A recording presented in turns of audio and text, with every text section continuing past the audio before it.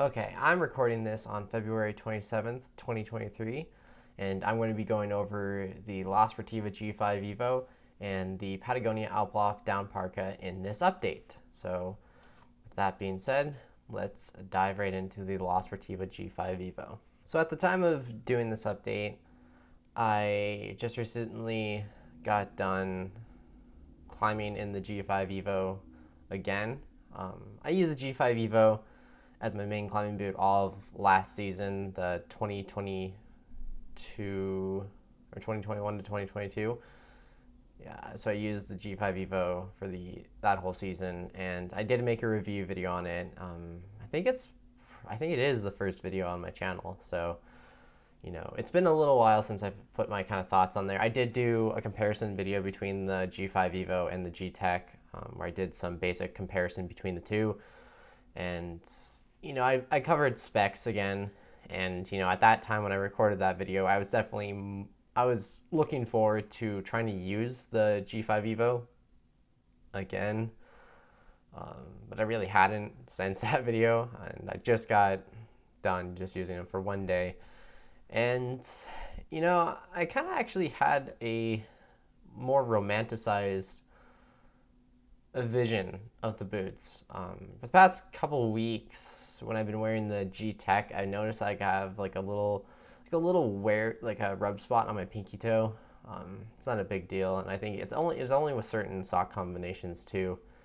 And because of that, I kind of was looking at the G5 EVO again, because I remembered that the G5 EVO had a wider foot box than the G-Tech, and I knew it had more volume, so I knew I wasn't necessarily going to run into that same problem. So I was kind of, like I said, like romanticizing it in my head that the G5 EVO was going to be the solution to my problems. I was going to climb harder with the G5 EVO. I mean, yeah, I don't know. It's the end of the season, and some things just kind of get to your head of what's kind of keeping you back. And after using the G5 EVOs again, I can confidently say that the G-Tech is still the better boot. It was kind of weird climbing in the G5 EVO, even though, so the G-Tech released in 2022 and the G5 EVO came out in 2020. It's super crazy, just because between those two boots, it's weird because the G5 EVO came out to replace the G5, and it had, a bow dial on the outside, had new internals. Like, there's new stuff about it that made this boot futuristic. And it's been weird to use that one in comparison to the G-Tech, because compared to the G-Tech, the G5 EVO feels ancient, and it's not even that old. That's kind of the mind-blowing thing, is between using them, it definitely feels like an older style construction boot, which is, again, it's really weird to use that and have that kind of difference between the two boots, just because it's like, yeah, I don't know. I mean, I remember when the boots came out and following up on the G5 EVO and being like, whoa, this is the future, they're updating this. And now that the G-Tech is out, and now that I've been using the G-Tech for almost the entire season, yeah, it's super weird. So when I was climbing in it, the boots definitely felt heavy. I was kicking into when I was kicking into the ice, I had more times that I was hitting my boot into the ice than I ever do with the G-Tech, and that's something I noticed pretty upfront from the beginning when using the G-Tech, is that I hardly ever hit my toes against the ice, because when you hit your toes against the ice when you're kicking in, you feel it and you can hear it, because it's like that hollow sounding sound when it just it just hits your toe box, and it just it's a very distinct sound when it happens, and that happened a lot the other day. Yeah, it's just weird to use that boot. Even the bow dial system feels weird. I noted that at the end of the day, my feet were hurting because of the bow dial, and it was just because it didn't, for those boots, especially for me, they don't tighten great. It's not even distribution of pressure. It's all on the top of my foot, and it's only in one spot when I have to get them that tight, because, and it's not even like they're incredibly tight. They're just like, I can get my G Techs way tighter, but I need my G5 EVOs to be a little bit tight because I don't have a high volume foot. So all that volume that I don't have, it's a gap in the boot. So I had to crank down the BOA dial to get it to where it feels secure for climbing. And yeah, so it's like, I remember that I almost got the same feeling of when I went to highlight like a year ago or last season. And because even in my review video of the G5 EVO, I mentioned a story that we were getting done one day coming off of the climb. I got like the screamy barfies in my toes, and it sucked. And it was just because, the boot was like too tight. It was hitting at a weird pressure zone on my foot. And I remembered, coming off of the climb the other day, and I was like, oh man, like I am having the same feeling as I did when we were getting done at highlight. And I don't know, it's just, I think it definitely comes down to the G5 EVO. If you're still looking at the G5 EVO, it's not a bad boot. I will say that, like I've reiterated multiple times in this short amount of time, the G Tech is definitely more the higher tech boot. It feels like modern, and the G5 EVO feels like an old style boot. But, if you like boots like that, there's no problem in getting that. But as more of my recent video covering the G Summits, I do mention that it looks like Sportiva might get rid of the G5 EVO. I wouldn't be surprised if that were to happen. I don't have official confirmation, so I could just be talking. What I'm saying could or could not be true. But in their most recent catalog for winter 2023, winter 2023 to 2024, the G5 EVO is missing from their charts and any description of it. So I wouldn't be surprised if the G5 EVO kind of goes away. Definitely makes sense though with the G Tech being released. I think after that one day that I got back in the G5 EVO, I'm like, yep, I'm not going back. The G Tech is the boot for me. The weight of it does have a bigger difference for me. Because with the weight of the G5 EVO, it is a bigger boot overall in general in construction. It's heavier, and kind of those two things combined make it less sensitive. So when I'm climbing on monos, I really have no idea what's going on. And now like mountaineering boots shouldn't be as like sensitive as like rock shoes. I mean, with rock shoes, you're definitely trying to feel what's underfoot, and they make certain rock shoes that are super sensitive for that, and mountaineering boots aren't supposed to be that. But when you go to this bigger, bulkier design of old school boots, and then you go to something like the G Techs, which are modeled after the Equilibrium, like a lighter and a more sensitive boot, there is a difference there. And I mean, you won't ever feel with the crampons because there's no nerve endings near crampons. But I will say with using the G Techs, there is a level of like responsiveness that you get to where, if you're stepping in good ice, it's going to be good. Or if it's bad ice and your foot's going to probably blow, you can feel it a little bit more in the G Techs and the G5 EVO. There are definitely times the other day when I was climbing with the G5 EVO where I got a little wigged out just because it was like I didn't really know what was going on underfoot. Like I just had a trust, and that trust was not enough just due to the ice conditions that day. And I don't know, it was super uncomfortable to be up there with the G5 EVOs and not being able to feel what's going on. So so now the romanticized visions of the G5 EVO are kind of done.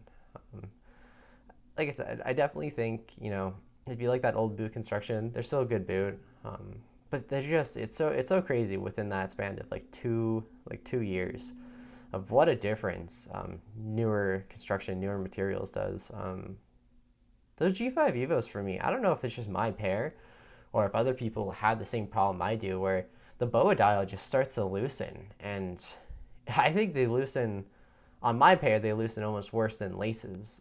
I'm always tightening them. Like, I go up to climb once, and then I get down and I have to tighten the boot.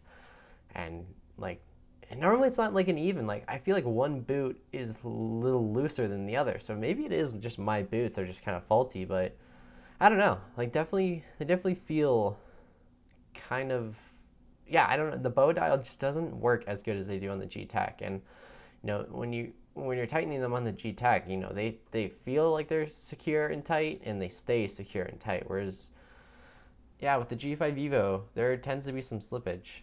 So I'm not a huge fan of that, and then you lead to over tightening, and then yeah, you end up with screaming barfies in your toes. So that's not great. So yeah, so that's kind of my current thoughts so far on the G5 EVO. I don't really know if I'll do an end of the season review on these for the 2022 to 2023 season. I think this is actually going to be more acting as that.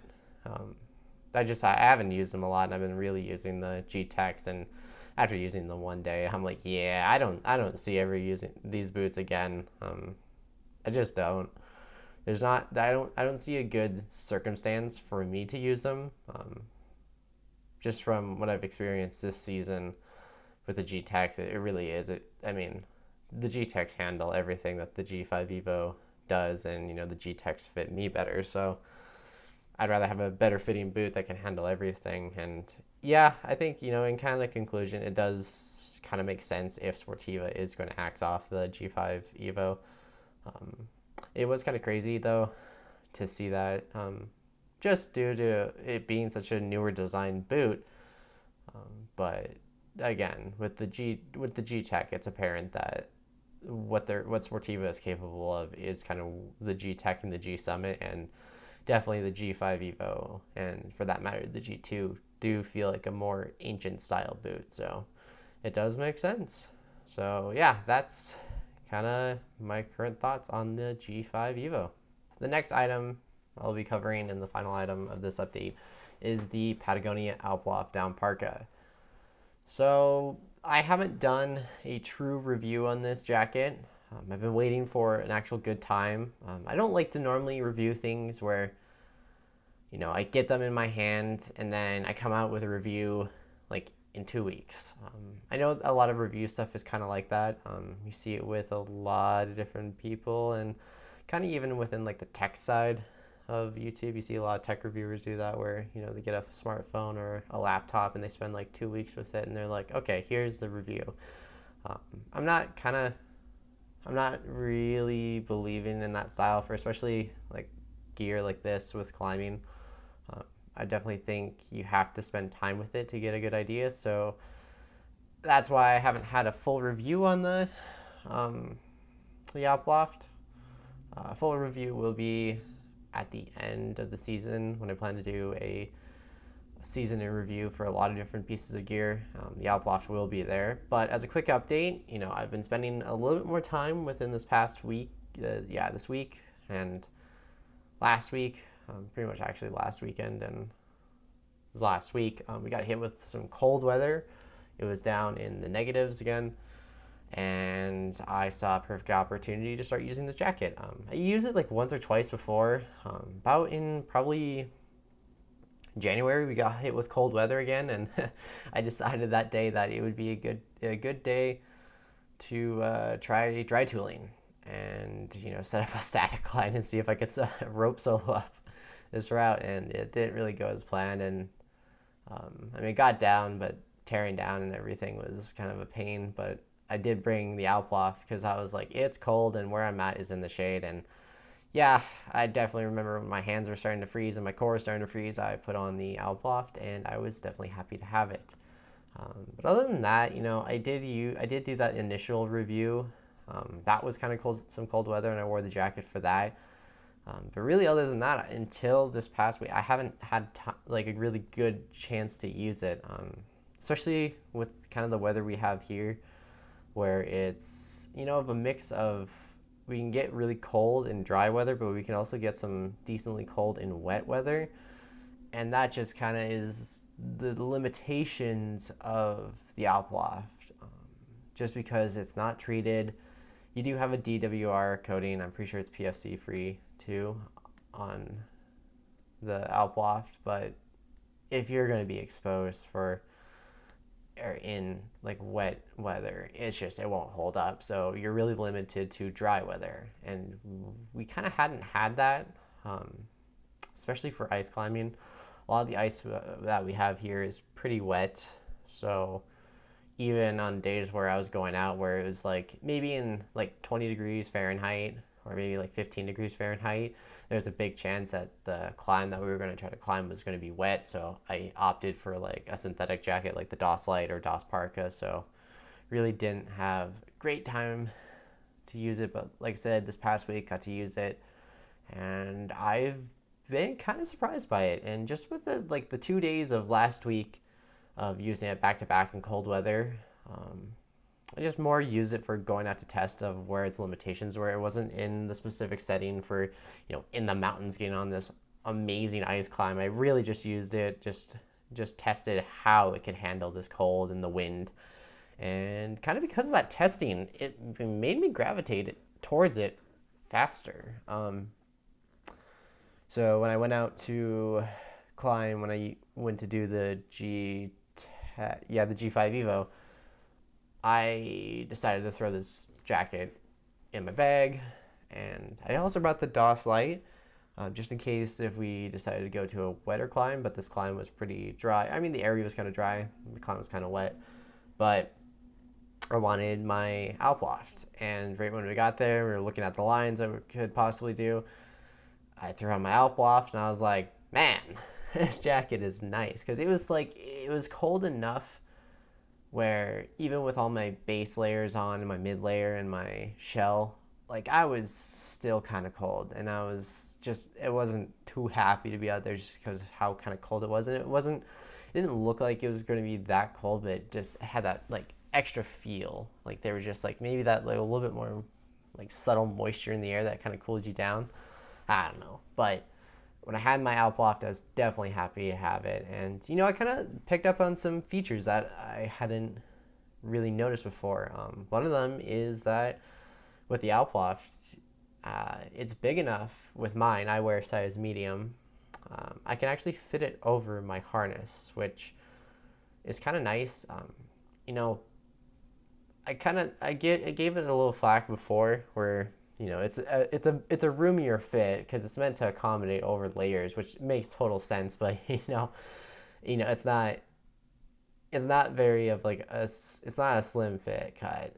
The DOS Parka is definitely more of a trim fit and closer cut, and it makes it so you can use that jacket for even like walking around town if it's super cold.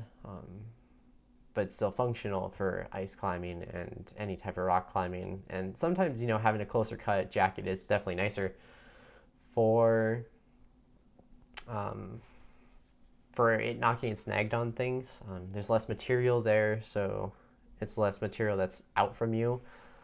But definitely one of the downsides of that is you can't really fit your harness underneath, especially with ice clippers.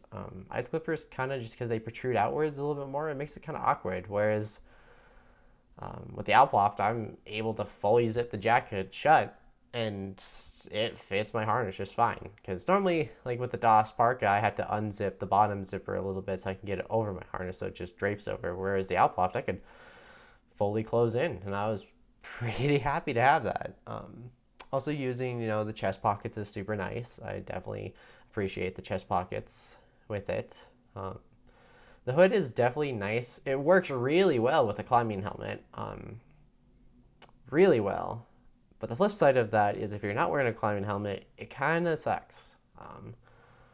It's not super bad, but when I was kind of just like testing where the limitations of the jacket was, I went out on a couple longer walks with it, and just my kind of strategy for it was that I wasn't going to layer extremely underneath. All I wore was like regular like Capling cool shirt, cool merino or cool daily shirt, and then I wore just a basic mid layer like an R1, and it was I think it was like 4 degrees, maybe 3 with wind. So with wind chill, it was like, I don't know, -8 degrees Fahrenheit, -10 degrees Fahrenheit. So I wanted just to kind of stress test the jacket, see how it does. And, the core, it was awesome. I definitely think that if this AlpLoft had, sewn seams, the wind would have cut through it. But because it's got the different style of baffling, it worked really well. But the hood was kind of lacking for me. Walking with the hood, without a helmet, you definitely tell it it's made for a helmet. There's just a lot to the hood, and like there's a shock cord on the back so you can suck up the hood, but because it's the Alpine style hood from Patagonia, it gives you more peripheral vision, so it's cut almost like in like a V. The Nano Air has the same style cut to the hood, and I'm pretty sure the Nano Air Light does too. But it's all this kind of Alpine style hood, and that's great when you are wearing a helmet.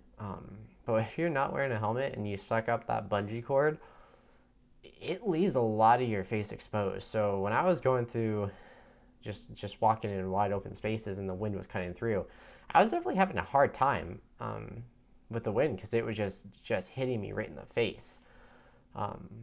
So being able to loosen that bungee cord and you just have a bigger floppy hood, you could kind of suck back more into the jacket, but because it's open more, you're getting wind going down your neck. And I don't know, like the hood is definitely, it's not my favorite hood,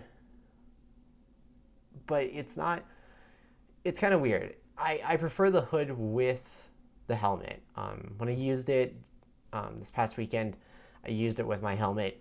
It worked great. It was awesome. I had great coverage. The collar of the jacket goes up to like right around your nose, so you get good protection there. You can tell that it was made for a helmet in mind, and that's awesome because it really is. It's a climbing belay parka. It's a down belay parka. It's meant for climbing and maybe for those colder extreme environments. So you can tell that it is definitely purpose made. Without a helmet, kind of sucks. And that's where maybe the DOS parka kind of gets an edge on the hood, because when I walked around with the DOS parka, I definitely had a better time with the hood. I had better coverage, and it wasn't such an aggressive like V on the sides for your peripherals. It's a little bit more of a traditional hood shape. So yeah, the AlpLoft, so far I've been really enjoying it. Hood could be desired. I could desire more from the hood with use without a helmet, but it does totally make sense. And I think the DOS maybe edges it for the hood without a helmet. But yeah, so I'm kind of hoping I can get a couple more days with the AlpLoft. We'll see if the weather permits, as we are at the end of February and almost in March. And March is especially kind of that turning point, especially here in the west, northwest, where you never know if you're going to get a really cold March or a really warm March. So we'll see how much the weather permits me to use that jacket. But I do have enough times using the jacket where I have a good kind of idea on it. I do have kind of some plans even in the summer to use it. There's sometimes some really cold summer nights that we get here. And yeah, I think the jacket will kind of fit into a place. Might use it as what kind of the grade 7 was used for, where it's like a makeshift bivy sack where you can just wear some, or even if you just get a blanket to cover your legs, like you can basically sleep in it as a sleeping bag. So yeah, so that's the AlpLoft. That's my update on the AlpLoft. Definitely expect a review at the end of the season, whenever that is. Anyways, I've rambled long enough. Thank you guys for watching again, and I will see you guys in the next one.